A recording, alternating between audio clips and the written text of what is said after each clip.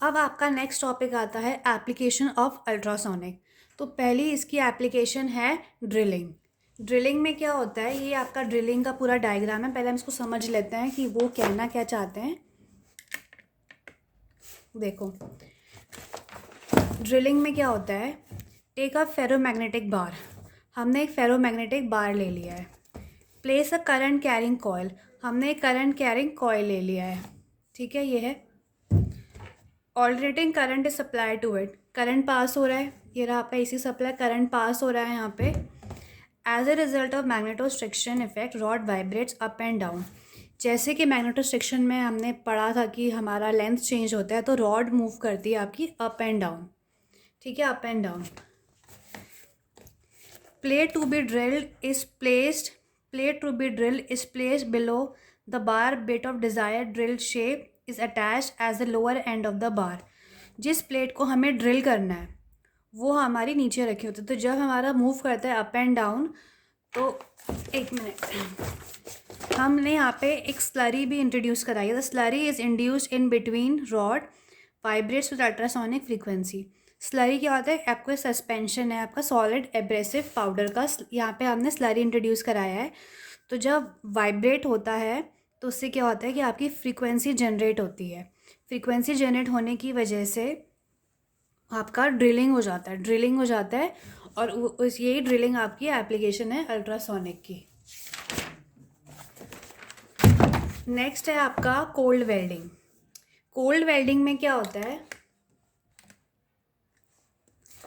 We take a ferromagnetic बार। हमें ferromagnetic बार लेते हैं, place it in a current carrying wire. उसको हम करंट कैरिंग वायर में हमने प्लेस कर दिया है। एसी सप्लाई इज अब सप्लाई टू इट, ये आपने सप्लाई कर दिया है। As a result due to magnetostriction effect rod vibrates up and down. Magnetostriction की वजह से रॉड वाइब्रेट करती है आपकी अप एंड डाउन। ठीक है। Plate to be welded are place below the bar. ये प्लेट आपको वेल्ड करनी है, इसलिए हमने इसको नीचे रखा हुआ है। The plates are beaten with ultrasonic frequency. जब वो ऊपर नीचे होता है तो आपकी एक वाइब्रेशन से फ्रीक्वेंसी जनरेट होती है, जिससे आपकी प्लेट को आप वेल्ड कर सकते हैं। As a result they gets welded and this process is called cold welding. तो हमारी जो वाइब्रेशन की वजह से अल्ट्रासोनिक वेव जनरेट हुई है, उससे हमारी प्लेट्स वेल्डेड हुई हैं, और इसी को हम कहते हैं कोल्ड वेल्डिंग। अगला है आपका flaw detection. Ultrasonic waves can be use to detect flaws in the metal. Metal में फ्लॉज जनरेट करने के लिए भी हम अल्ट्रासोनिक वेव्स को यूज़ करते हैं। When an ultrasonic waves passes through a metal having holes या flaws, reflection occurs because flaw in the metal produces a change of medium. जब हम अल्ट्रासोनिक वेव को पास करते हैं एक मेटल जिसमें होल्स हैं, तो वो रिफ्लेक्ट हो जाते हैं, क्योंकि वहाँ पे एक तरह का होल या फ्लॉ होता है। Ultrasonic waves are sent and collected after reflection. Reflection के बाद अल्ट्रासोनिक वेव्स को हम कलेक्ट करते हैं। If x is a distance of obstacle in between the path of ultrasonic waves, then the total distance covered by ultrasonic wave will be 2x। Suppose ये आपका metal है, यहाँ पे फ्लॉज है, ठीक है। हमने अल्ट्रासोनिक वेव को पास करा है, यहाँ से यहाँ का डिस्टेंस x है, तो अल्ट्रासोनिक वेव को हम सेंड करते हैं, फिर कलेक्ट भी कर रहे हैं, तो यानी कि ये भी x होगा। टोटल डिस्टेंस क्या हो जाएगा आपका 2x। Then the total distance covered by ultrasonic will be 2x and velocity of sound is 340 metre per second.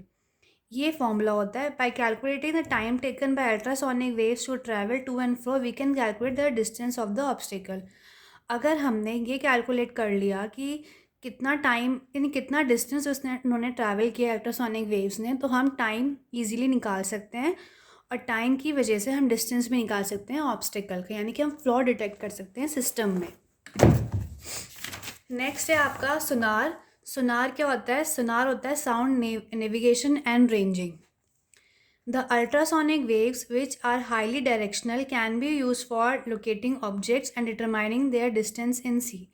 जो अल्ट्रासोनिक वेव्स होती हैं बहुत सारी डायरेक्शनल होती हैं, और उनको हम यूज़ करते हैं किसी ऑब्जेक्ट को ढूंढने के लिए, या ये जानने के लिए कि उसका डिस्टेंस सी में कितना है।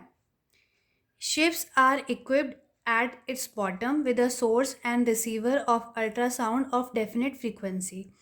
जो शिप होती है उनके पास एक सोर्स होता है और एक रिसीवर होता है जो कि रिसीव करता है अल्ट्रासोनिक वेव्स जिनकी फ्रिक्वेंसी बहुत डेफिनेट होती है. The source sends out short pulses of ultrasonic waves and receiver receives reflected pulses. Source क्या करता है, सेंड करता है अल्ट्रासोनिक वेव्स को, और रिसीवर क्या करता है, रिसीव करता है आपके रिफ्लेक्टेड पल्सेस को. In the absence of obstacle, pulses are reflected and are picked up by the receiver. अगर आपके पास ऑब्स्टिकल है तो आपका अल्ट्रासोनिक वेव रिफ्लेक्ट होगा, और अगर नहीं है तो वो सीधा पास कर जाएगा. Knowing the speed of ultrasound, elapsed time and distance of object can be determined by using the formula. अगर हमें कुछ भी निकालना है तो हमारे लिए इसमें ये फॉर्मूला होता है जिसमें स्पीड ऑफ अल्ट्रासाउंड v होता है, टाइम elapsed t होता है, distance of the object d होता है. ठीक है, ओके.